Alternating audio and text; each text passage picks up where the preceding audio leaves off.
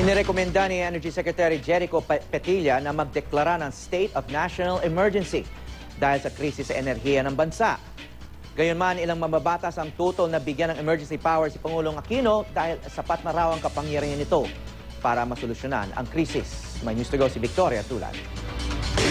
Posibleng tuluyan ng kapusin ng supply ng kuryente ang bansa sa susunod na taon. Kaya ang rekomendasyon ni Energy Secretary Jericho Petilla kay Pangulong Aquino, magdeklara na ng State of National Emergency. There is an admission that by 2015, our supply does not give us enough elbow room.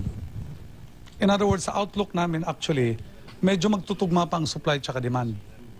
However, it's so thin na may bumigay lang na isang 100 megawatt na plant, as small as that, you can go into red alert. Natutuwa raw si Senate Energy Committee Chairman Serge Osmeña na sa wakas, inamin din ni Petilla na may kakulangan nga sa supply ng kuryente. Gayunman, kailangan daw munang linawin kung anong emergency powers ang ipagkakaloob sa Pangulo.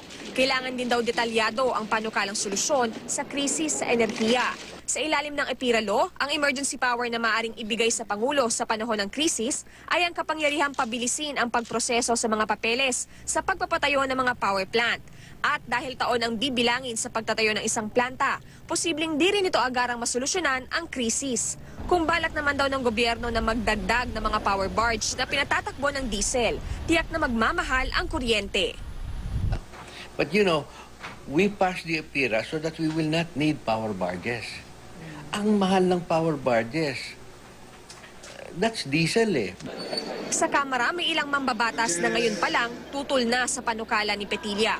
Ayon kay Bayan Muna Representative Nery Colmenares, minsan nang nasubukan noon ang pagbibigay ng emergency power sa isang Pangulo pero naabuso lang umano ito.